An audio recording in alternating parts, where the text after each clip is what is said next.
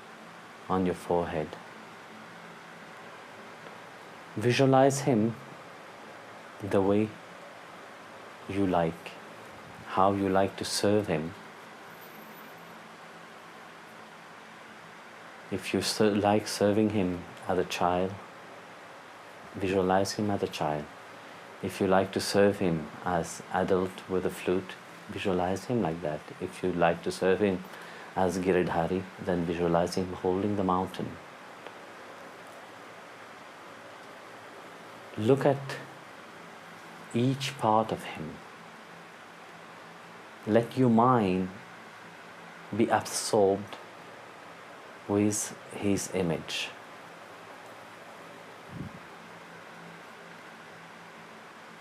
Look at his face, look at his lips, look at his smile. Let your mind be consumed by his splendid. Let your mind be absorbed. Let your heart feel his love.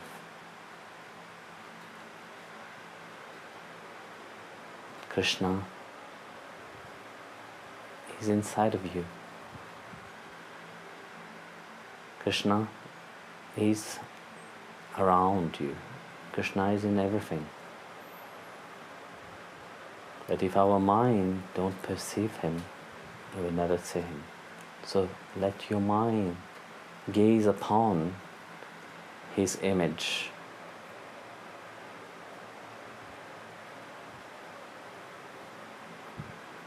Let your heart feel his love. Let your ears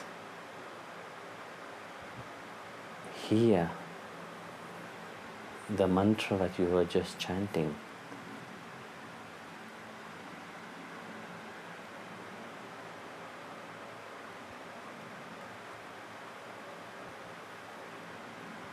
See him inside of your heart. See him in each part of your body.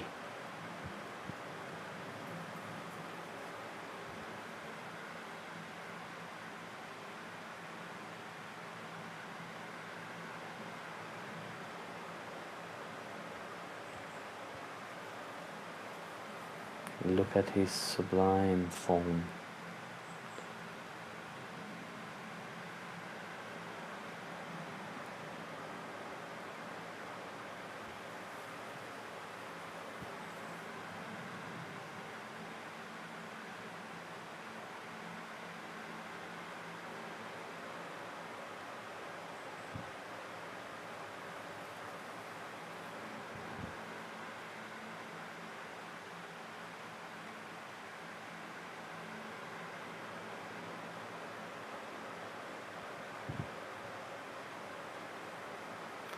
Chant with me. Asato ma sadgamaya tamaso ma jyotirgamaya mrityorma amritam gamaya.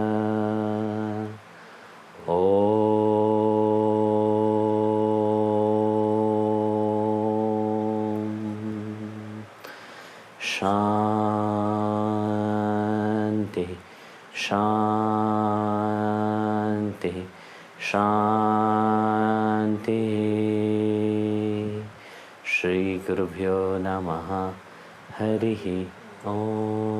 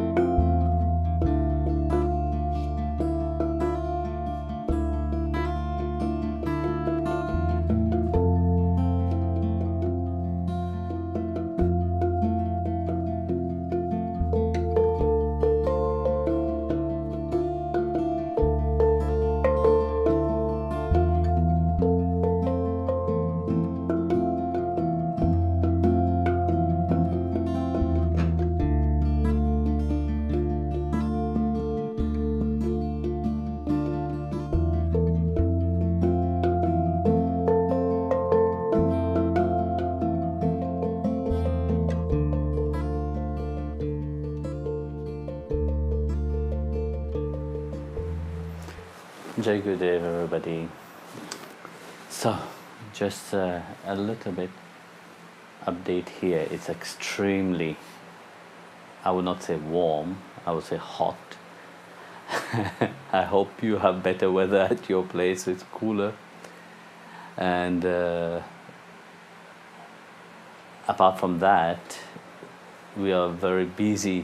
The devotee here in the ashram are very busy preparing for Janmashtami, where we'll be celebrating the birthday of Lord Krishna, and they're busy preparing a wonderful play, and of course we are all looking forward to celebrate him inside of us. Celebration doesn't mean only on the outside. The outside is to awake that inner celebration inside of our heart, where we can really enjoy at all time his grace and blessing, and feel him. But for that we have to turn our mind inward and have this inner celebration, which is never ending. Those which is in bliss, it is a celebration which is always happening. So like the saints, their mind is always centered upon the Lord within their heart. Like that, Janmashtami, he have to be born inside of us. We have not to forget that Bhagwan is also here. So like that, he reminds us that his birth is a reminder of who we are also. So, Jai Gopal will ask you a question. Dear Guruji, you have said that you have not found even one devotee who is truly sincere. I doubt I could ever reach that true sincerity you speak of. So, does that mean that Vaikuntha is not a possibility for me in this lifetime? I actually, when I say that, and I answer this question, and I said it in the garden there, I was waiting for a question like that to come. Actually, look, the grace of God, can make one transcend everything. When I'm talking about a devotee, I'm not saying that the devotees are not ready. Otherwise, there will never be a devotee. Firstly, when one is ready, one become a devotee. And this is the greatness. Like you said, Bhagwan also come in the form of the devotee. And this is the greatness of being a devotee itself. That once he have given you his name, he have revealed his name to you, that means there is a connection with him. When I say I have not seen, it's a bit extreme. Actually, all devotees are representation of the Lord himself.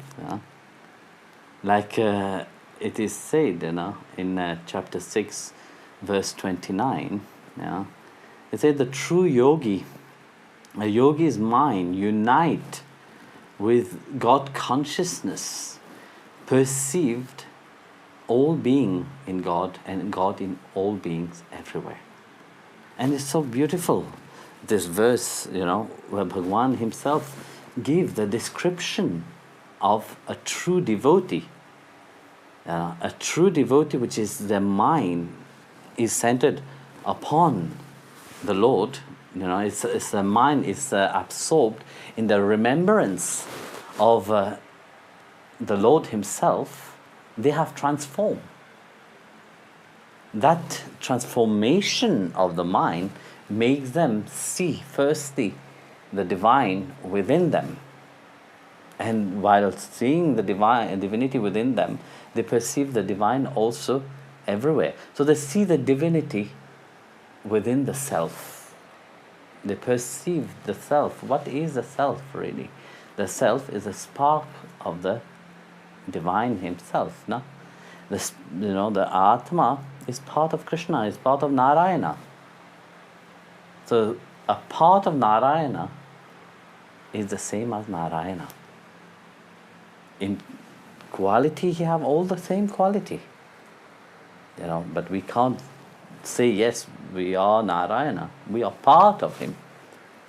So like that, those souls, those whose mind is calm, those whose mind is absorbed in love, for them, they perceived the quietness everywhere. They perceive Bhagwan in everything, may it be good or bad.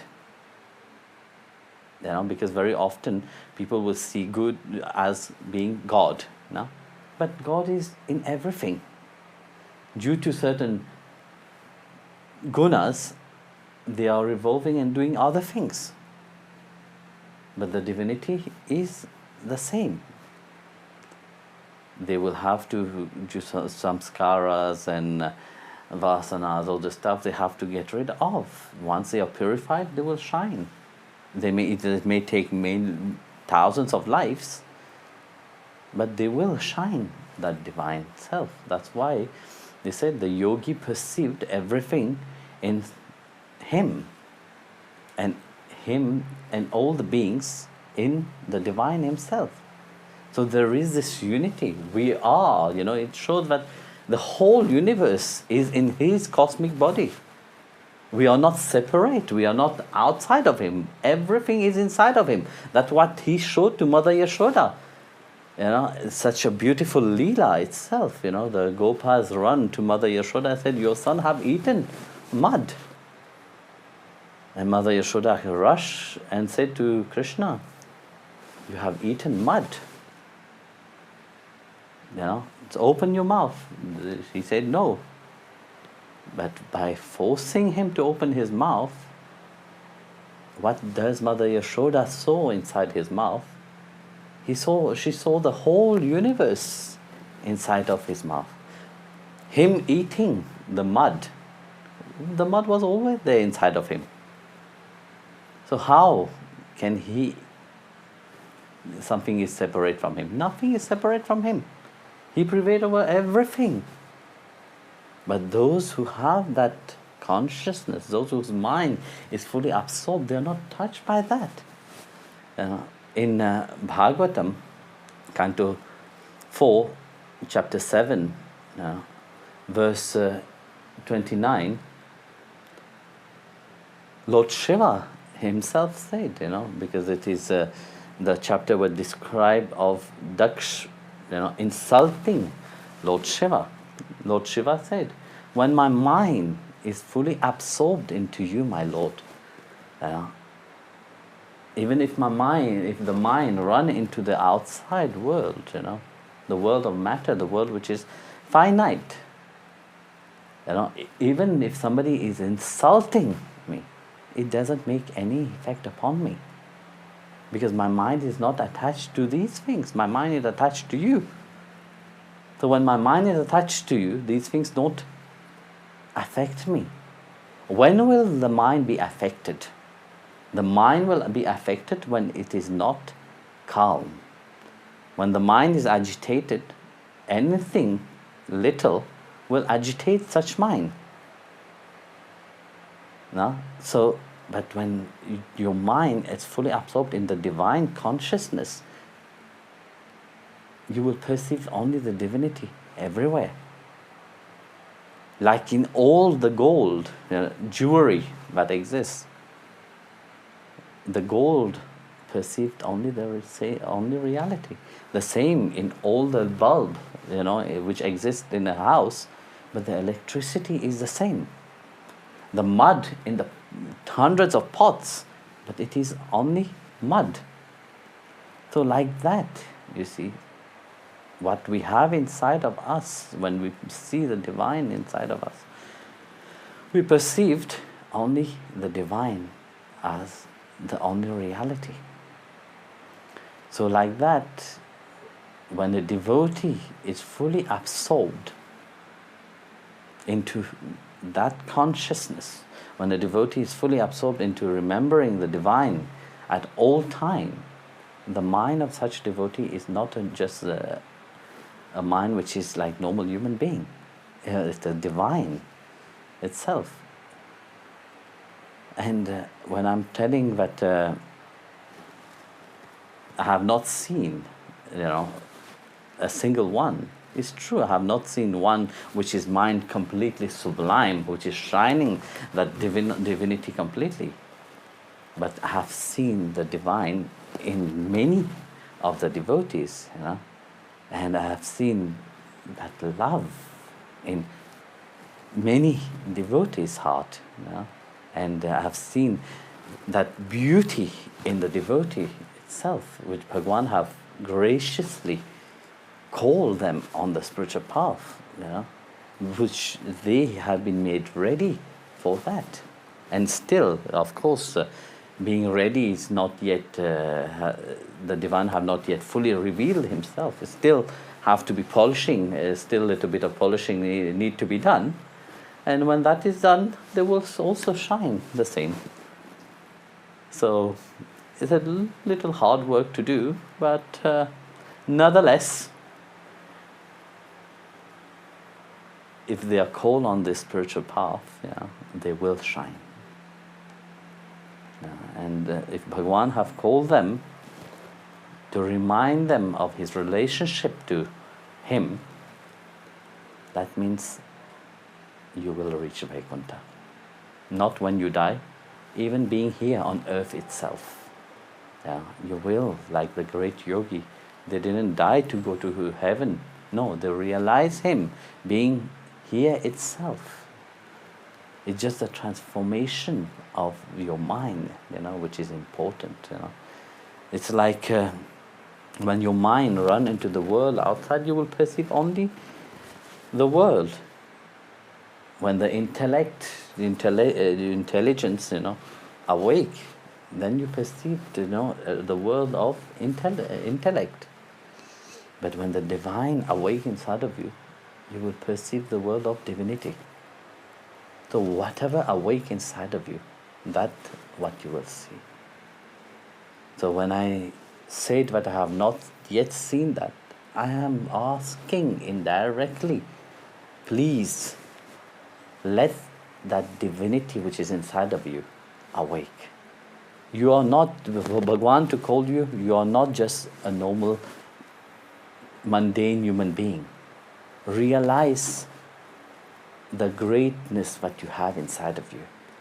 For Bhagwan to call you, it's not just random. You belong to him. And when you belong to him, he wants you.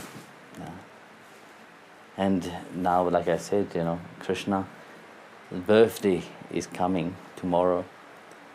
And he's such a reminder of that relationship. So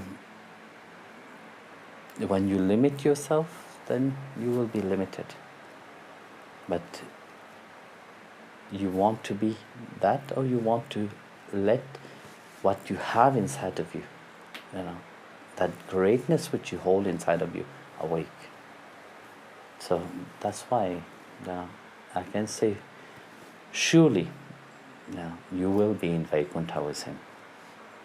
Because you belong to him. You don't belong to this world. You don't belong to the world of finite. But who are you? That Atma. So the Atma itself is a spark of divinity. It belongs to him. It is part of him at all time. Even if it have come and manifests here and play the game of a mundane human being, get attached to the world of Maya, but at the end it is a spark of him which will be back to him. So, and as being a devotee, he is reminding you of his love for you. So that's why you are all really blessed soul, You are all already attaining Him. It's just that you have to transcend that mind which separates you from Him. That mind which you have built up through so many lives, layers and layers of identity, identifying yourself with that limitation. It is time to let go of that limitation, to be back again into your unlimited self. And this is what Guru does, reminding you of that eternal bliss. Your aspect, your true aspect, is that aspect of eternal love, Satchidananda. And that's what you have to awake into. Yes. Many Hindu and Christian saints describe a life of austerity and rejection of the world before divine love can be awakened. Should we also actively reject mundane pleasures and practice austerities to gain control of ourselves? Look, discipline is very important. And when you are saying in your question, many saints, they have renounced the outside world, and they have adopted a certain discipline to their life. Of course, at that time it was like that, but nowadays we can't. Nowadays, it is important not to get attached, because what makes ourselves miserable is the attachment. We are saying, yes, we want happiness. It is true that a certain degree of detachment is important. Detachment doesn't mean, yes, I'd go and throw everything what I have by the window. No. Detachment means that I have an attitude that whether I have it or I don't have it, I am happy. And let's say, to attain the grace of God, so like again, what is the most important thing is the divine Himself. So He didn't say that we can't have. Look at Krishna Himself. Was He ever attached to anything? No, He had the palace, He had all His queens and all that, but He was always completely non-attached to anything.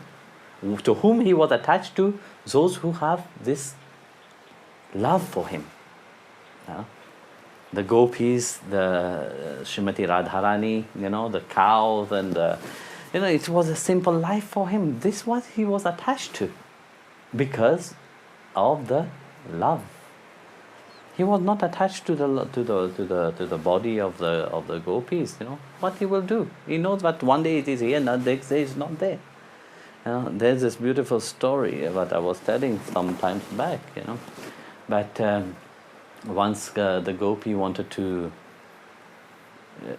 go and he was bringing the food to Agastya, and but Agastya Muni was on the other side of the river.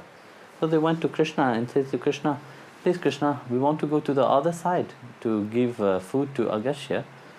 So how can we go?"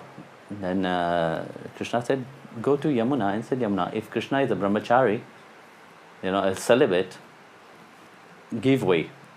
And they were thinking that, okay, Krishna is a celibate, oh yeah, whatever. So as he have said, let's go and try it. So they went to the Yamuna. As they said, if Krishna is a brahmachari, celibate, please give way.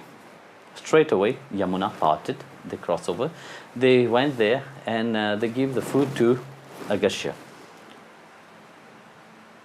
So afterwards, the river carry on its own way. So they have to go back. So when they asked Agastya, so how can we go back now? Agastya said, "Listen, you can say to Yamuna, if I have not eaten, give way." And I said, "How? We have just give you all the food. You have just swallowed all the food, and then you just say that you have not eaten, but they didn't want to offend him, so they went away. So as they approached Yamuna, and they said, if Agastya have not eaten, please give way. And Yamuna parted and gave way. And they were completely confused. So they went to Krishna and said to Krishna, please, there's something which is troubling us. You said first, you are brahmachari. We know you, you are not a brahmachari. We spend our night with you, and all your pranks and all this are not very brahmachari way. So how? And Krishna smiled and said, look, I am not interested in your body. I am just reciprocating the love that you have inside of you. I am a mirror of that love. I reflect what you have inside of you. Your body is here today, tomorrow it will be back into earth. So that's why I have my eternal relationship with your Atma. And what about Agastya? I said that he have not eaten, we just fed him all the food, he just swallowed all of them. I said, yes, actually, he have not been eating since very long time, actually. How? Because whenever he eat, he's not interested in the food at all. He's not interested in the taste, he's not interested in what he's eating. Because in his mind, he have me alone. And he's thinking of me, not of the food. So like that, he can say that he have not been eating for a very long time. So you see, here, coming to your question, Should we perform austerities to gain control of ourselves? A certain discipline is important, So when you put your own self-discipline, you will honor it. And you see, by disciplining yourself, you will achieve a certain mastery upon things which is not needed. Because very often you do so many things which is not important. You have so many things, which you value so much, when later on in your life you see that it doesn't have any value. So like that, you see, he is reminding you that I am the most important. If you want me, your mind have not to be attached. Doesn't mean that you should not have all these things. No, you can have it, but don't allow your mind to attach itself to these things. If you let your mind be attached to these things, then you will suffer. You will be depressed. Once it's been taken away from you, you will get depression. You will not understand.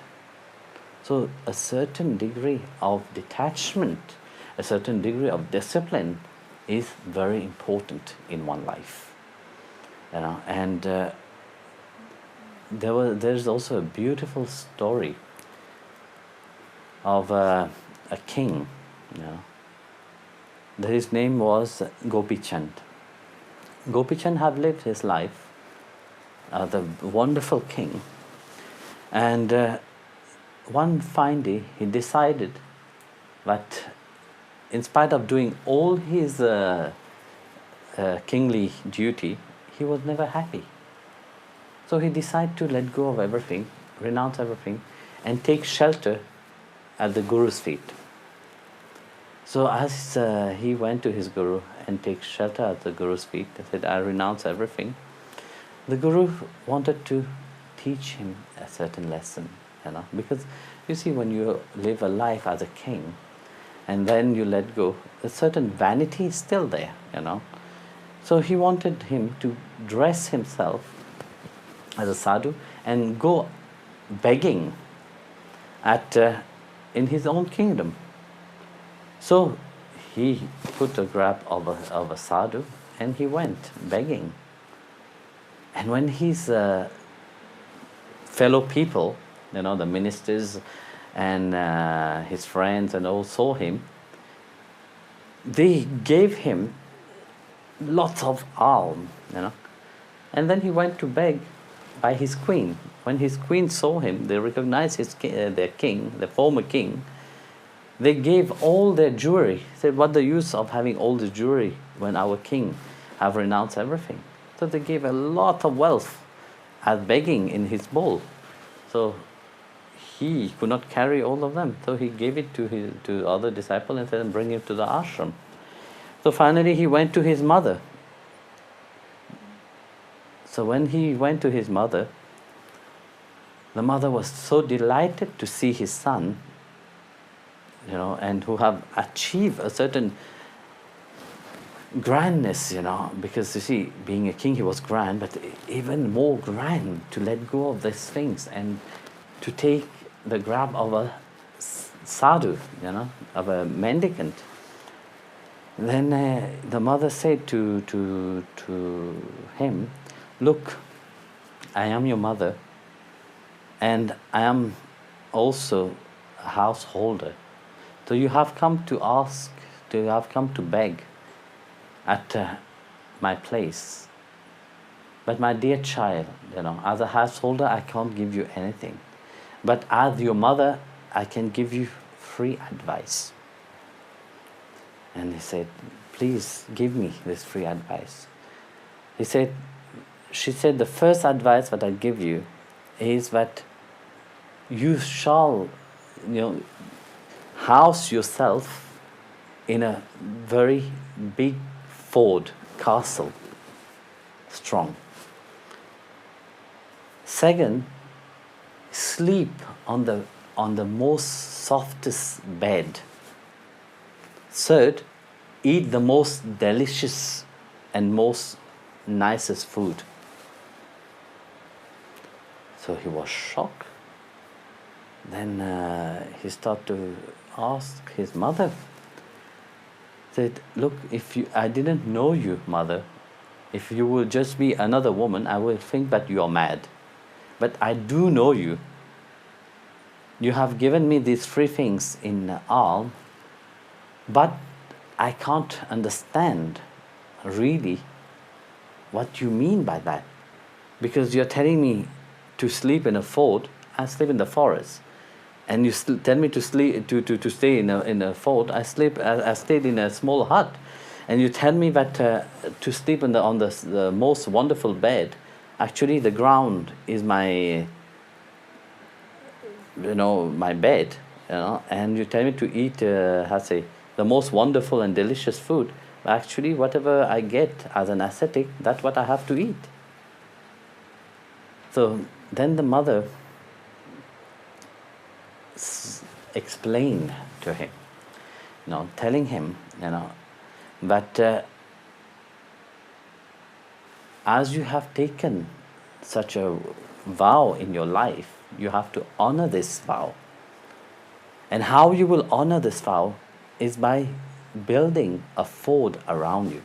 Look, you are handsome, and many women, old and young, will come to listen to you.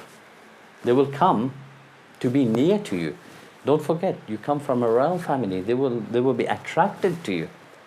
And how you have to guard yourself is only by staying in a fort, which means stayed at the shelter of the Guru.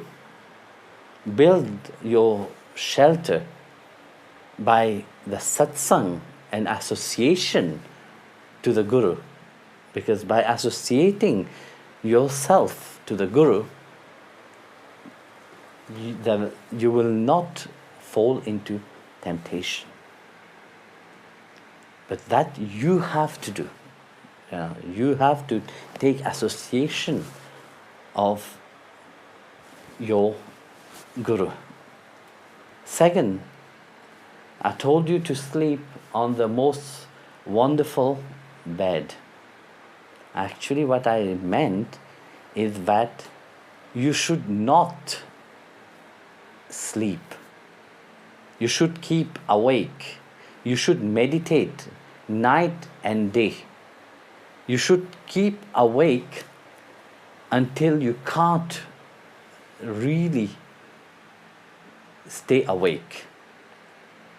Like that, no matter where you put your head, whether it is on a thorny bush or on a bed and on a stone itself, it will appear as soft as flower, even more softer than flower. Then I told you to eat the most delicious food. Actually, I said to you indirectly to not eat. Keep hunger. Be hungry, and even if you can't stay fully hungry, eat the most simple food.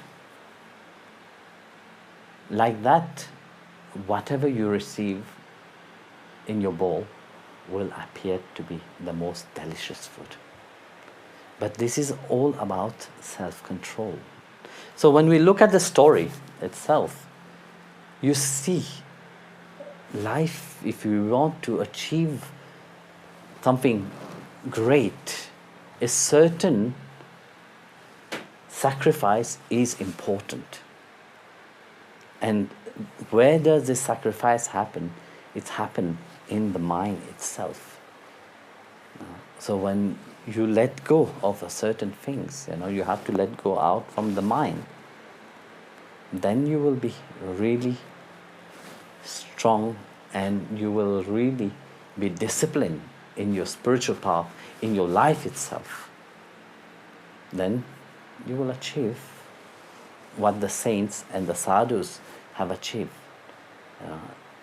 So you don't need to become a sadhu, you don't need to run into a cave, you don't need to run onto the mountain. No, being here itself, this is a time where we are living into the world outside, being here itself, learn to be non-attached to so many unwanted things. Jai Gurudev.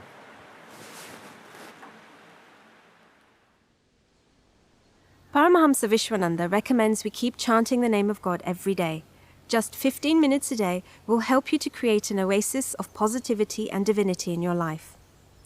We invite you to submit questions and learn more about Paramahamsa Vishwananda and his Bhakti Marga mission by visiting paramahamsavishwananda.com. Thank you for joining us today. Please join us again for another live Connect with the Divine session every Tuesday and Thursday at 5 o'clock Germany time.